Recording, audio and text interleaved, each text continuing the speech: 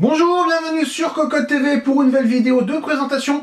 Aujourd'hui nous allons parler boîtier Mini ITX avec le petit NZXT H200i, donc c'est le dernier boîtier de la gamme, et le i toujours pour, on va dire, intelligent, puisque le boîtier vendu 120 € comprend un Smart Device, c'est-à-dire un petit système qui va permettre de fonctionner via cam, qui comprend la gestion des ventilateurs, la gestion du RGB, mais aussi un micro qui va analyser le bruit ambiant, et en fonction de la configuration qui est donc enregistrée dans cam, ça va envoyer toutes les informations sur un serveur.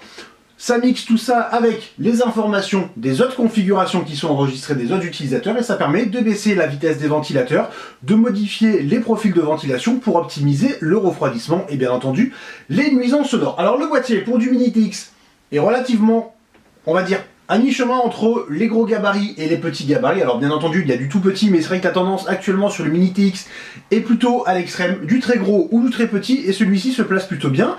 Il pèse 6 kg, c'est de l'acier et du verre trempé, et il mesure 210 par 349 par 372 mm.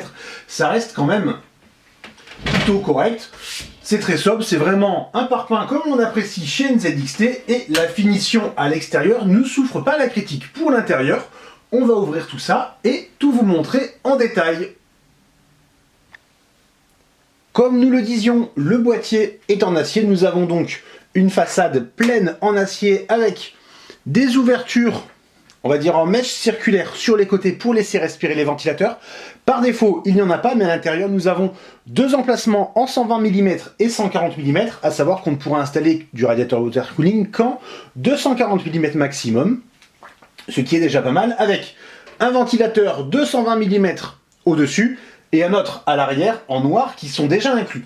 La connectique prend place sur le dessus. Nous avons le son de port USB 3 en violet, c'est très sympa, on aime bien cette couleur chez NZXT, et le bouton power avec son petit système d'illumination. Ensuite nous avons là le panneau en verre trempé qui s'enlève très simplement. Nous avons 4 vis à main.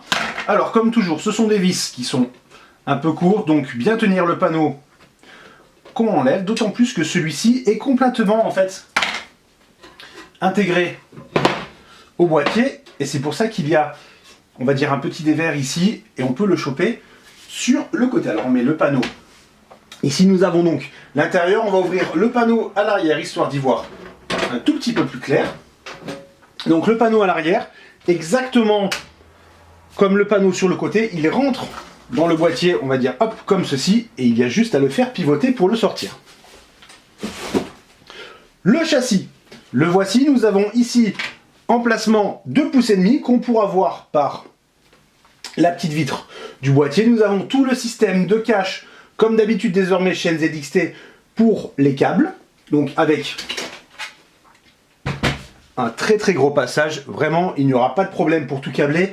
D'autant plus qu'on retrouve ici, on va dire, le Smart Guide. Là, nous avons le Smart Device. Ici, nous avons deux emplacements 2,5 pouces. On remarque, là aussi, on va pouvoir faire passer des câbles.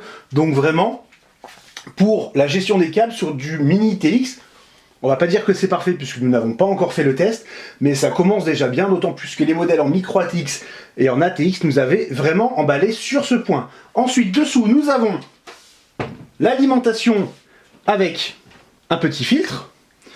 Ici, nous avons tout ce qu'il faut pour installer un disque 3,5 pouces. Celui-ci prend place directement au fond du boîtier.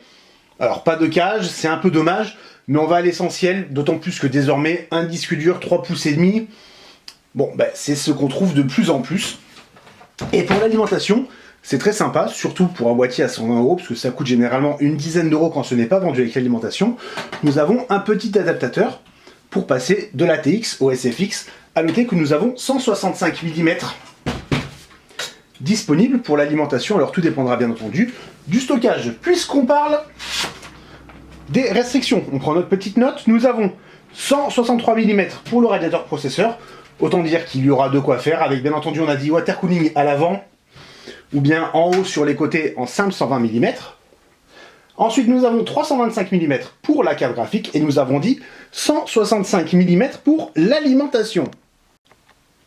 Que dire de plus pour l'instant sur le boîtier? Pas grand chose, on peut parler un peu du Smart Device. Il va permettre de gérer 3 canaux de 10 watts pour la ventilation, donc tout est marqué en fait sur les côtés, on détaillera ça dans l'article. Ou bien pour le RGB, on pourra brancher jusqu'à 5 ventilateurs RGB, ou bien 4 bandes de diodes U+. Donc vraiment, pour 120 €, c'est bien complet. Alors, on ne va pas se le cacher, tout comme pour les deux autres modèles, nous aurions bien aimé une version sans le Smart Device qui soit un tout petit peu moins cher. Mais finalement, en tenant compte du stockage qui est quand même plutôt pas mal pour le 2,5 pouces, du design hyper sobre, de la finition qui ne souffre pas la critique pour l'instant, on n'a pas encore vu à l'intérieur s'il y a des petites arêtes coupantes ou autres, mais on sait déjà qu'il ne devrait pas y en avoir, et c'est vraiment pas mal. Le petit guide pour les câbles en plastique est super bien pensé, à voir ce que ça donne avec une alimentation à l'intérieur bien entendu, une carte graphique, mais vraiment on ne se fait pas de soucis sur ce boîtier. Pour l'instant, c'est un petit coup de cœur à voir, bien entendu, encore une fois, ce que ça donne avec les composants. Et ça, c'est pour très bientôt. En attendant, on vous souhaite une excellente journée à tous.